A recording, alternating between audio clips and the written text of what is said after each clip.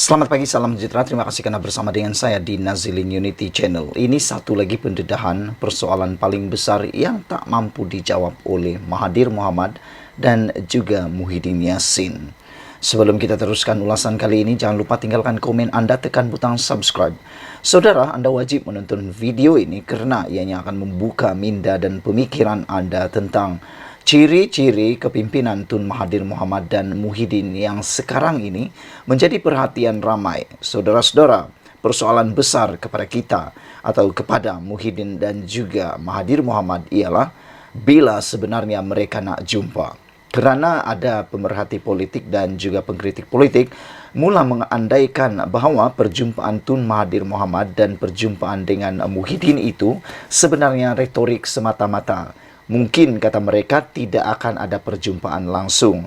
Mereka kata sampai kiamat pun mungkin Muhyiddin tidak akan berjumpa dengan Mahathir Mohamad dan Mahathir pula hanya akan bermimpi di siang bolong. Bayangkan saja pada 31 Oktober tahun 2022, Mahathir pernah menggelar Muhyiddin ataupun pernah menyatakan dakwaan bahawa Muhyiddin yang pecat dia, pemimpin bersatu lain yang tak setuju langkah Sheraton. Menurut Mahathir Mohamad, pengerusi Gerakan Tanah Air GTA Tun Mahathir mendakwa Tan Sri Muhyiddin Yassin yang memecatnya sebagai pengerusi bersatu dan juga beberapa pemimpin bersatu lain yang tidak setuju dengan langkah Sheraton diambil bekas Perdana Menteri itu.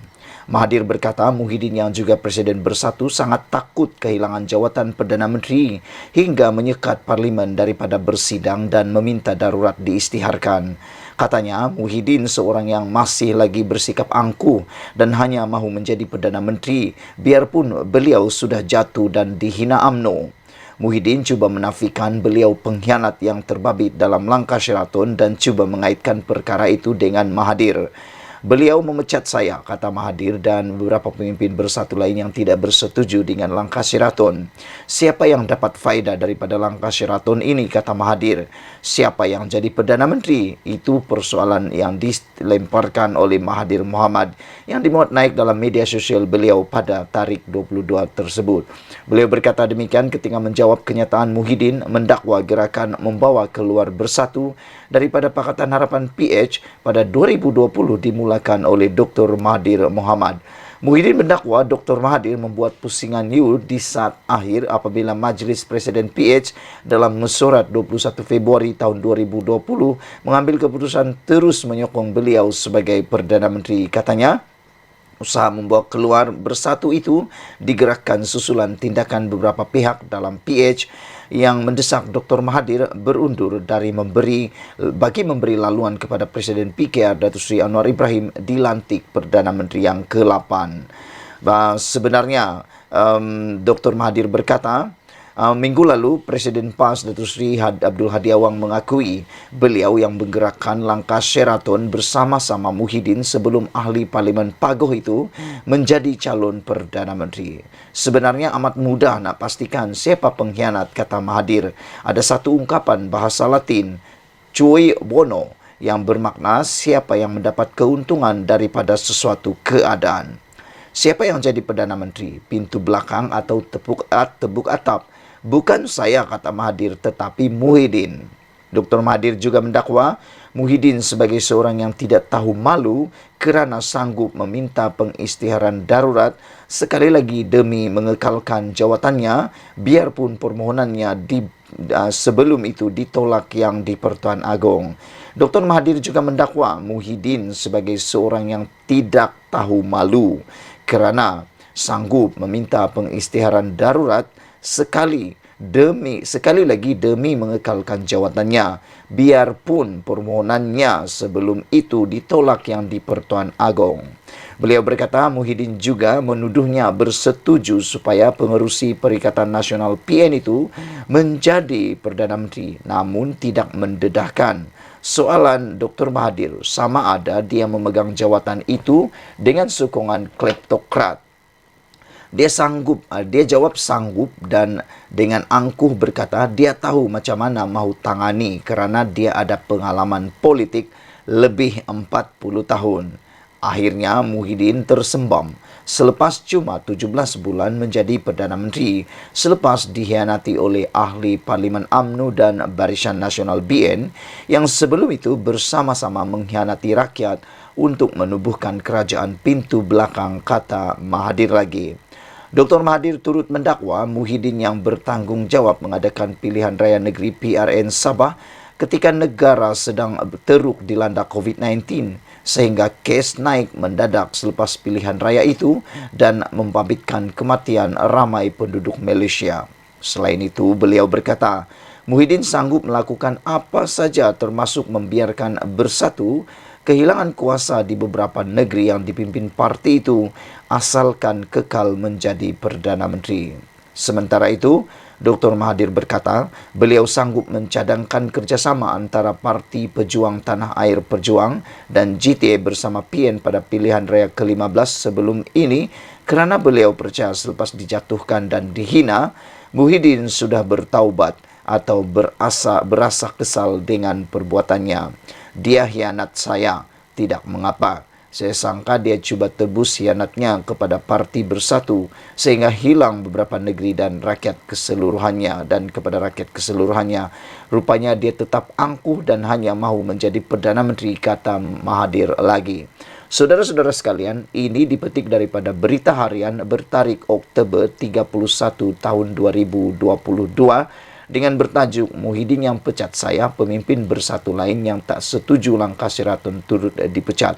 Ini pendedahan yang luar biasa yang kita nanti-nantikan apabila ianya berkaitan dengan perjumpaan yang kononnya akan dibuat bersama Mahathir dan Muhyiddin. Adakah perjumpaan ini akan jadi terrealisasi dengan adanya pendedahan yang saya bacakan sebentar tadi itu? Adakah benar Muhyiddin dan juga Mahathir akan sama-sama berdamai? Dengan pendedahan dan penghinaan yang begitu kuat terhadap Muhyiddin oleh Mahathir, ini menjadi persoalan kepada saya. Sejauh mana Muhyiddin sanggup untuk bekerjasama dengan Mahathir sekali lagi selepas dipermalukan melalui kenyataan media atau kenyataan di laman sosial beliau itu, Mahathir itu. Sejauh mana keikhlasannya, Anda jawab sendiri. Sila tinggalkan komen Anda, tekan butang subscribe. Semoga dengan pendedahan ini Anda dapat melihat apa corak kepimpinan Mahathir dan Muhyiddin. Anda sudah boleh faham apa yang coba saya sampaikan. Sebenarnya Mahathir ini corak kepimimpinannya bagaimana, arah pemimpinannya bagaimana, begitu juga dengan Muhyiddin, hanya dengan bersandarkan satu pendedahan yang telah saya bacakan tadi. Sekian dulu Malaysia kita punya, kita juga sama-sama cintai Malaysiaku. Bye-bye. Selamat petang, salam sejahtera. Terima kasih kerana bersama dengan saya di Nazilin Unity Channel. Kemarin kita dikejutkan dengan keputusan daripada Mahkamah Pilihan Raya yang telah membatalkan keputusan kemenangan seorang ahli Parlimen PAS di Kuala Terengganu. Akhirnya keputusan dalam PRU15 itu dibatalkan atas sebab wujudnya unsur sogokan dalam pilihan raya tersebut melalui beberapa insentif yang telah ditawarkan pada waktu itu.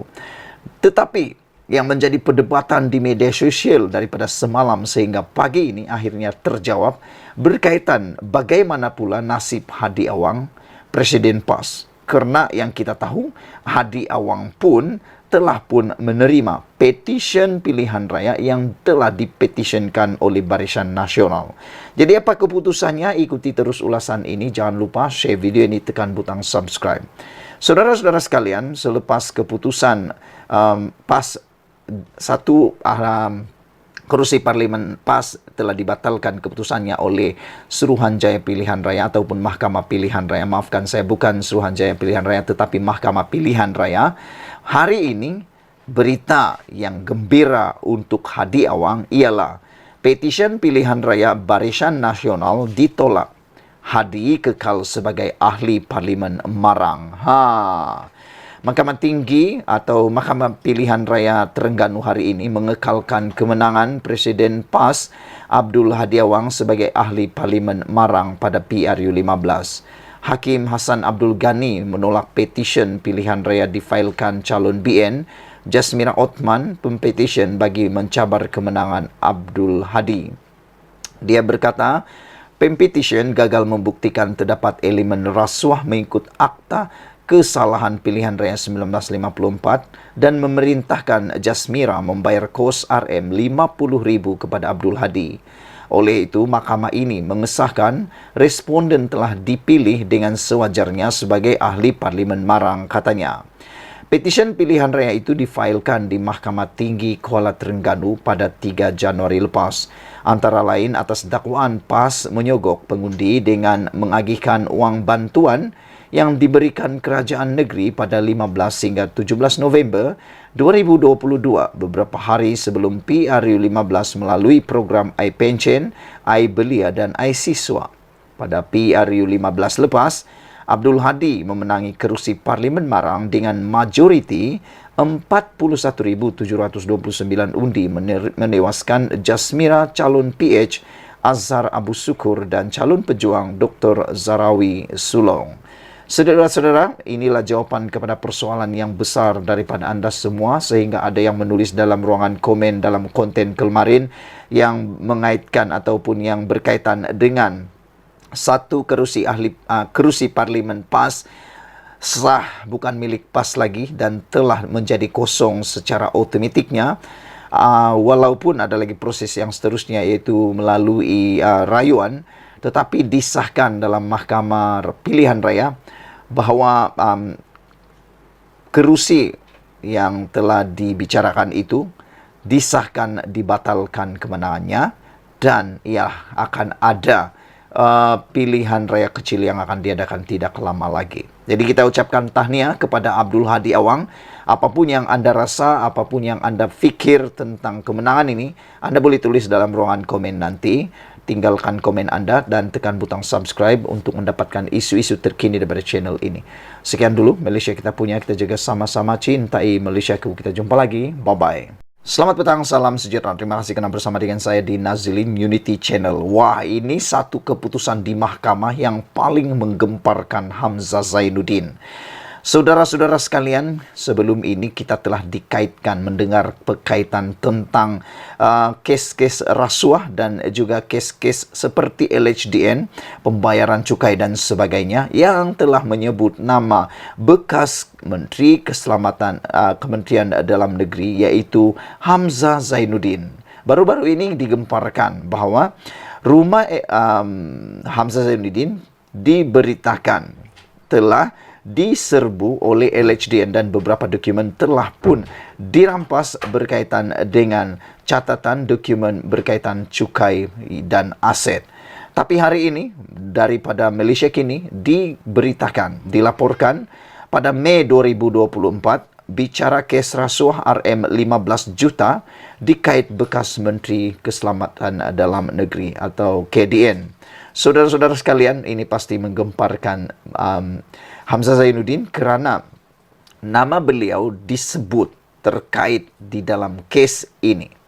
Mahkamah Session di Kuala Lumpur hari ini menetapkan 10 hari pada Mei tahun depan untuk perbicaraan penuh seorang Datuk Seri yang didakwa atas 4 pertuduhan rasuah yang menyebut nama bekas Menteri Dalam Negeri Hamzah Zainuddin.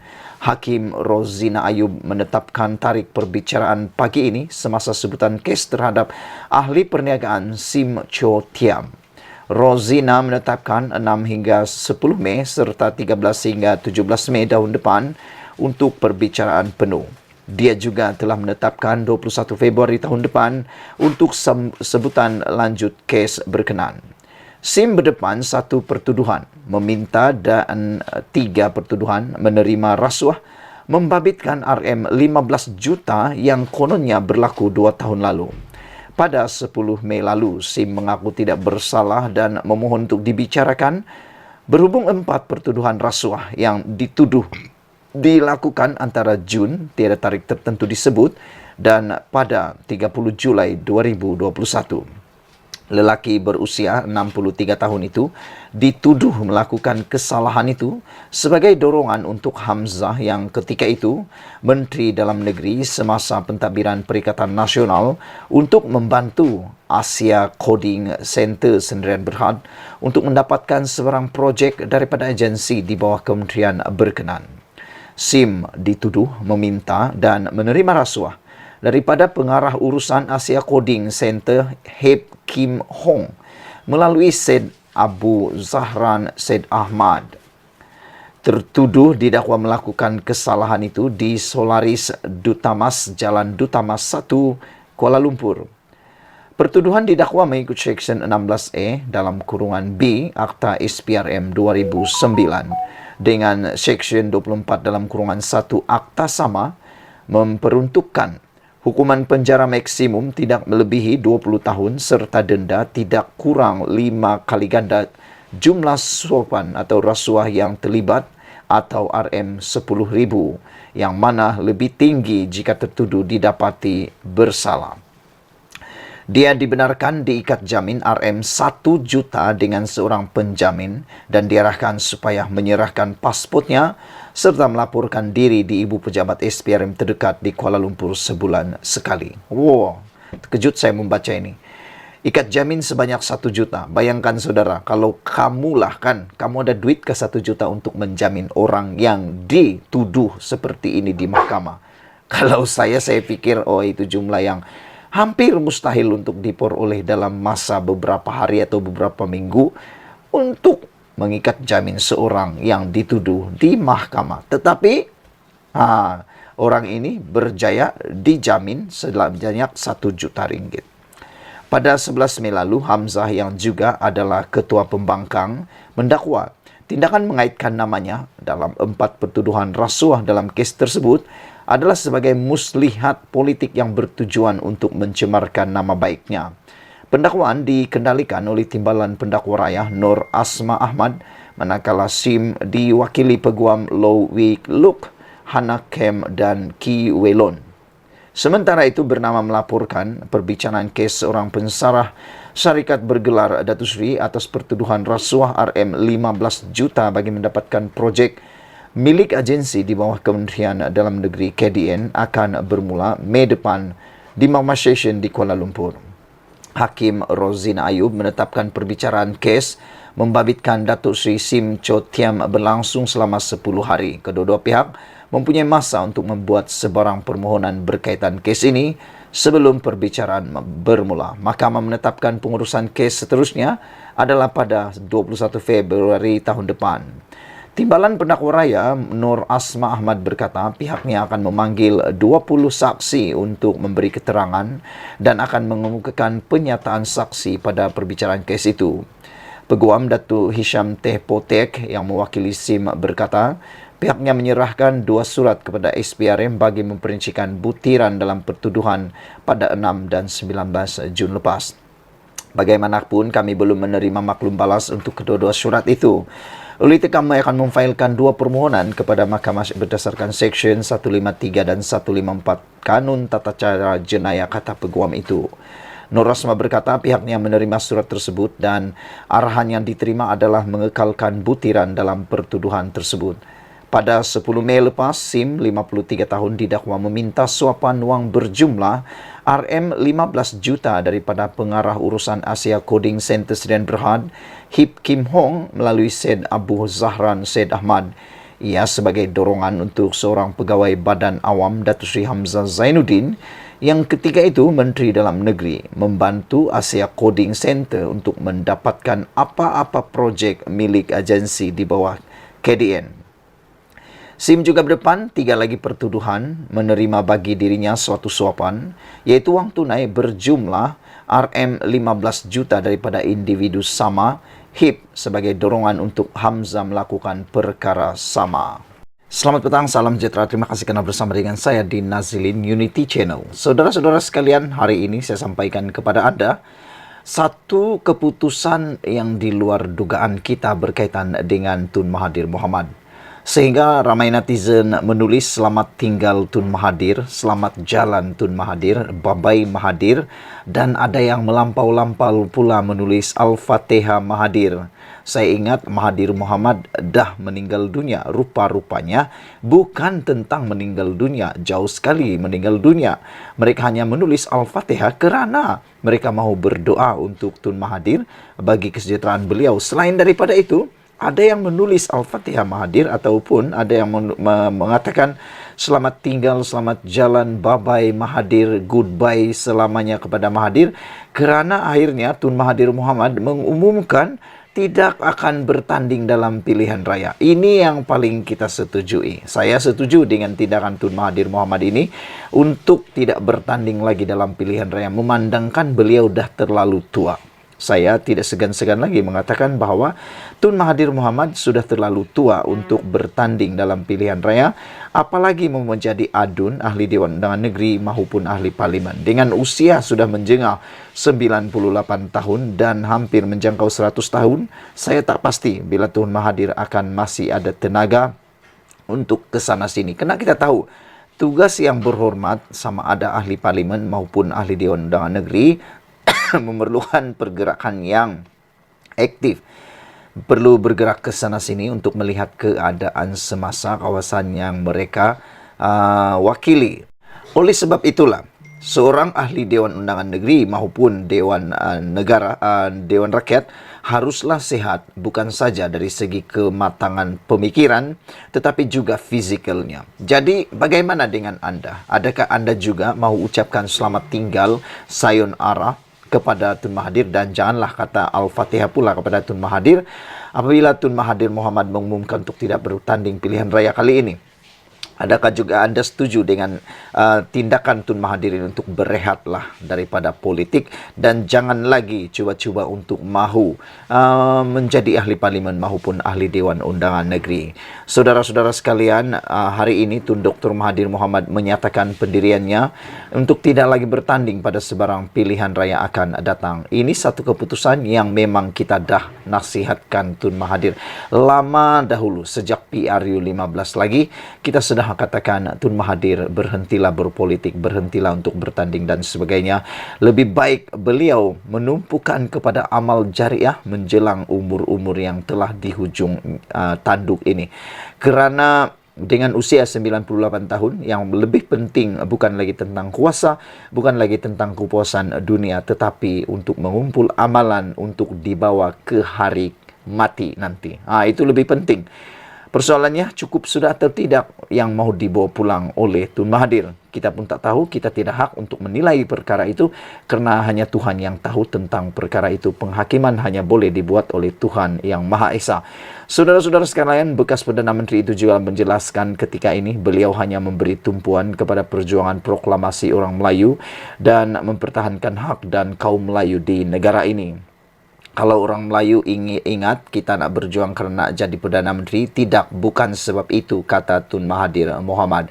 Jadi ternyata Tun Mahathir Mohamad tidak lagi mau menjadi Perdana Menteri. Tetapi yang menjadi persoalan netizen dalam ruangan komen juga ialah anda atau mereka berjujuk kepada Tun Mahathir. Mereka kata, Tun Mahathir, anda sudah menjadi Perdana Menteri selama 22 tahun campur 22 bulan.